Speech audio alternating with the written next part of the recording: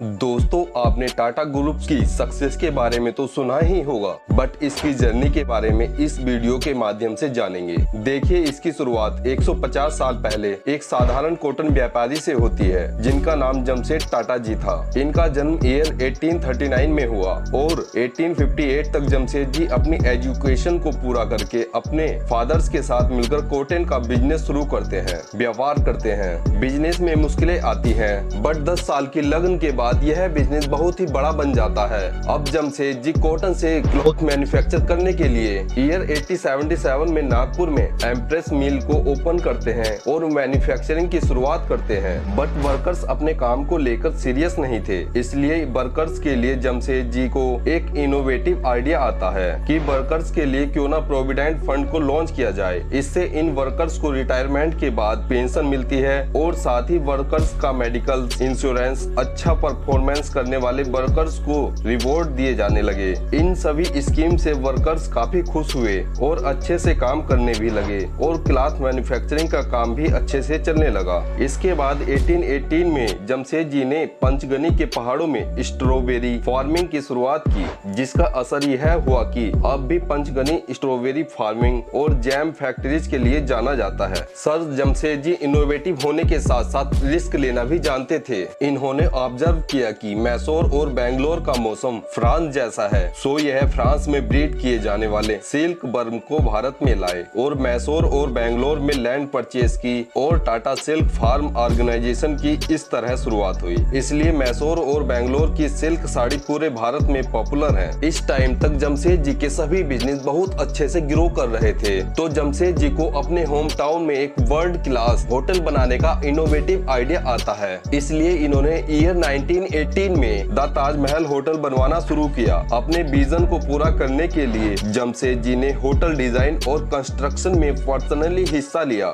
Hotel के कमरे ऐसे बनाए गए जिससे रूम से समुद्र दिखाई दे और होटल में आने वाले गेस्ट को ऐसा लगे जैसे वह किसी शिप पर फ्लोट कर रहे हो। होटल को ईयर 1903 में पब्लिकली ओपन किया गया और यह पूरे बॉम्बे की उस टाइम की सबसे महंगी बिल्डिंग बनी। इसके साथ ही पूरे बॉम्बे की यह ऐसी पहली बिल्डिंग बनी जिसमें लाइट्स इलेक्ट्रिसिटी से जलती थी। देखिए, उस समय मुंबई को बॉम्बे कहा जाता था। जमशेद जी ने और भी कारोबार किए जो आज तक अच्छे से चलते आ रहे हैं। फिर इनका अटेंशन स्टील के बिजनेस पर हुआ, क्योंकि स्टील का यूज हर तरह के डेवलपमेंट में किया जाता है, चाहे वो कंस्ट्रक्शन हो, मैन्युफैक्चरिंग हो, रेलवे हो, एक्सेट्रा। जमशेद जी ने 17 सालों तक भारत में अच्छी क्वालिटी के आयरन ओर ढूंढने में लगाए, बिकॉज अच्छी क्वालिटी का स्टील बनाने के लिए अच्छी क्वालिटी के आयरन ओर सबसे इम्पोर्टेंट रॉ मटेरियल में से एक है। इन 17 सालों तक फेलियर का सामना करने के बाद बंगाल में गुड क्वालिटी के आयरन ओर रिजर्व मिल गए। आयरन ओर मिलने के बाद जमशेद जी ने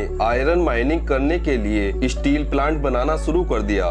बट सडनली जमशेद जी ने 1904 में महज 65 की एज में आखिरी सांसें ली और उनके इस ग्रैंड ड्रीम्स को पूरा करने की रिस्पॉन्सिबिलिटी इनके बेटे दोराब टाटा जी ने ली। जो सपने भारत को लेकर जमशेद जी ने देखे थे, अब उनका जिम्मा इनके बेटे दोराब टाटा जी ने ले लिया। इसके चलते दोराब जी ने मैसूर के महाराजा की मदद से 1909 में बेंगलोर में इंडियन इंस्टीट्यूट ऑफ साइंसेज को स्थापित किया और एमडब्ल्यू ट्रेवर्स IISc के फर्स्ट डायरेक्टर बने। इसके बाद IISc ने भारत के फर्स्ट कंप्यूटर फर्म और भारत के फर्स्ट स्वदेशी एयरक्राफ्ट द हंसा के डेवलपमेंट में इम्पोर्टेंट योगदान दिया। इस तरह IISc ने वर्ल्ड क्लास साइंटिस्ट और रिसर्चर्स को जन्म दिया, जिन्होंने भारत को एक नई बुलंदियों पर पहुंचाने में अपना योगदान दिया। दोराब जी ने इलेक्ट्रिसिटी जनरेट करने के लिए एक हाइड्रो इलेक्ट्रिक प्लांट बनाने के लिए गोवा महाराष्ट्र बॉर्डर में पड़ने वाला दूध सागर फॉल का यूज कर पावर जनरेट किया। 1911 में प्लांट बनकर रेडी हो गया था। मुंबई की मिल्स और अन्य बिजनेसेस को इसी पावर प्लांट से इलेक्ट्रिसिटी मिलना शुरू हो गया था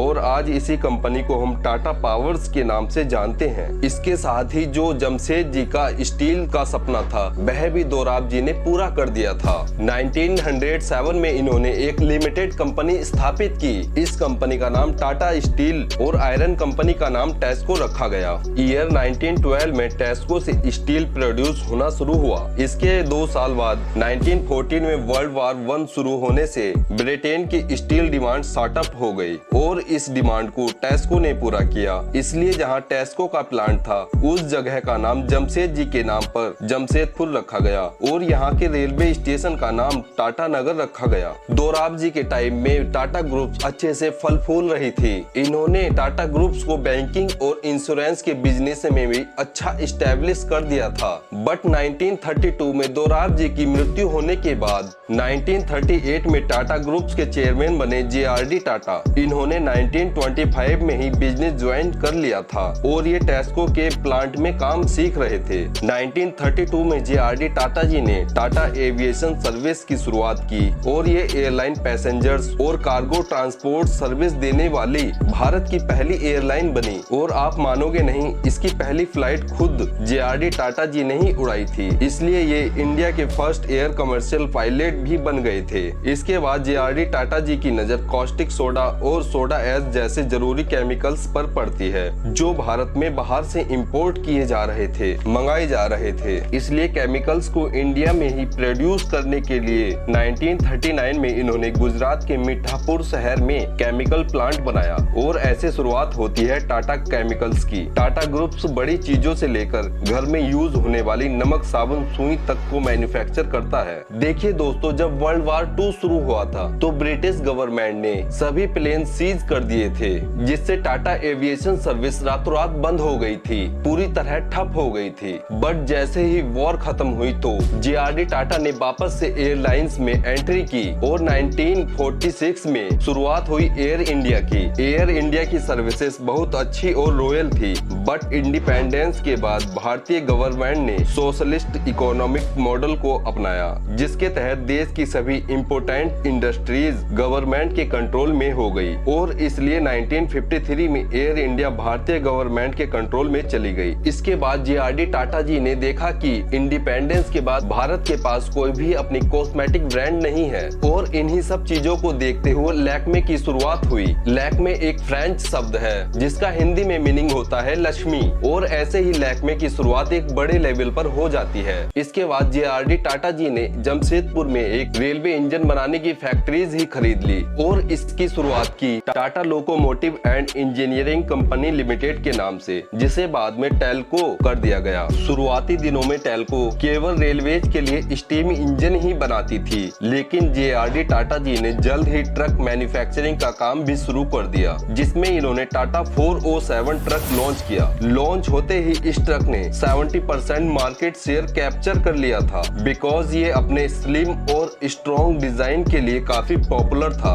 और इसी टेल्को कंपनी का नाम बाद में टाटा मोटर्स रखा गया। देखिए दोस्तों, 1962 की इंडो चाइना वॉर और 1965 की इंडो पाक वॉर में JRD टाटा ने इंडिया की काफी मदद की थी। इन्होंने टाटा ग्रुप्स के इंजीनियर्स को दिल्ली भेजा, जिससे कि ये इंजीनियर्स देश को मिलिट्री इक्विपमेंट की मैन्युफैक्चरिंग में सहायता कर सकें और अपने एयर इंडिया के अनुभव के जरिए मिस्टर JRD टाटा जी ने इंडियन एयर फोर्स के लिए 10 एयर डिफेंस प्रिपेयर्स प्लेन भी बनाए थे। JRD टाटा जी के इन्हीं कंट्रीब्यूशन को देखते हुए प्रेसिडेंट ऑफ इंडिया ने इन्हें इंडियन एयर फोर्स में ऑनर एयर कमांडोर की पोस्ट भी दी थी। 1991 में JRD टाटा जी की उम्र 87 वर्ष हो गई थी और इन्होंने टाटा ग्रुप्स के नए चेयरमैन के तौर पर सर रतन टाटा जी को चेयरमैन की कमान सौंप दी थी। जब 1991 में रतन टाटा जी चेयरमैन बने तो उन्हें पता था कि टाटा ग्रुप्स बाहर से देखने में तो बहुत अच्छा परफॉर्म कर रहा है, बट रियलिटी में बहुत सी चीजों में बहुत पीछे है। इन्होंने देखा हाई टेक्नोलॉजी जैसे कंप्यूटिंग और AI में काफी पीछे है, बहुत समय से कुछ यूनिक भी नहीं हुआ है। इसी माइंडसेट के साथ इन्होंने गौर किया कि भारत के पास कोई भी ऐसी कार नहीं है जिसके डिजाइन से लेकर प्रोडक्शन, मैन्युफैक्चरिंग सब इंडिया में हो। इसलिए 1995 में सर रतन टाटा जी ने 100% प्योर इंडियन कार बनाने की सोच ली। कार बनाने के लिए जरूरत थी प्लांट की और प्लांट की कॉस्ट उस समय लगभग $2 बिलियन पड़ रही थी। इसलिए टाटा मोटर्स ने एक सस्ता जुगाड़ के जरिए ऑस्ट्रेलिया में एक निसान का बंद पड़ा हुआ प्लांट ही कम कॉस्ट में खरीद लिया। इस पूरे प्लांट को डिसमेंटल करके इंडिया में लाया गया और इंडिया के पुणे में इसे असेंबल किया गया और सर रतन टाटा जी ने भी कार को बनाने के लिए एक मुख्य भूमिका निभाई और फाइनली 1998 में एक कार लॉन्च की। इंडियन कार होने के कारण इसका नाम रखने के लिए इंडियन से इंडी और कार से का शब्द को लेकर इंडिका का निर्माण हुआ और इसके बाद रतन टाटा जी ने टेक्नोलॉजी पर फोकस किया। इन्होंने टीसीएस का फोकस एडमिनिस्ट्रेटिव सर्विस से हटाकर सॉफ्टवेयर सर्विसेज पर कर दिया और इसके बाद टीसीएस ने भारत और वर्ल्ड की बिगेस्ट ऑर्गेनाइजेशन के लिए कस्टमाइज्ड सॉफ्टवेयर बनाने शुरू किए। टीसीएस के सक्सेस के बाद सर रतन टाटा जी फिर से टाटा मोटर्स पर फोकस करते हैं। टाटा जी मार्केट पर गौर करते हैं कि भारत की मिडिल क्लास जनता इसलिए पूरी फैमिली स्कूटर मोटरसाइकिल पर एडजस्ट होकर जाने को मजबूर है।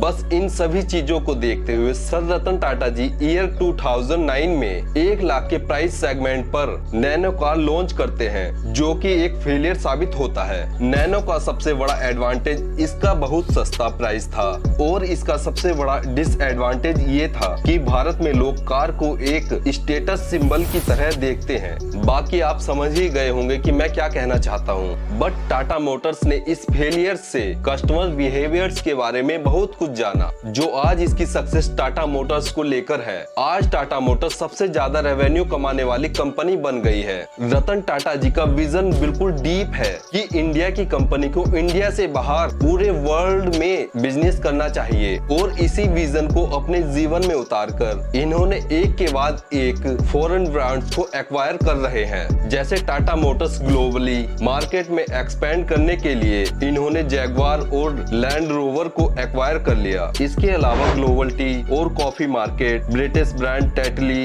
US brand 8 o'clock etcetera. Ratan Tata ji की लीडरशिप में जो टाटा ग्रुप्स ने अचीव किया है उसकी लिस्ट तो बहुत ही लंबी है। चाहे वो टाइटन द्वारा वर्ल्ड की स्लिमेस्ट वॉच हो, चाहे टीसीएस का दुनिया का सबसे पावरफुल सुपर कंप्यूटर बनाना हो, चाहे स्कूल हो, चाहे वो हॉस्पिटल बनाना हो, ऑलमोस्ट हर एरिया में टाटा ग्रुप ने सक्सेस हासिल की है। टाटा ग्रुप्स हमेशा अपने इन्वेस्टर्स, अपने एम्प्लॉइज, अपने कस्टमर्स और अल्टीमेटली अपने देश को साथ लेकर चला है। इसलिए सर रतन टाटा जी का कहना है कि अगर तेज चलना है तो अकेले चलो और अगर आपको दूर तक जाना है तो सबको साथ लेके चलो। और टाटा ग्रुप्स ने इसी फिलॉसफी के साथ बिजनेस किया है। तो दोस्तों वीडियो कैसी लगी कमेंट बॉक्स में जरूर बताएं। धन्यवाद।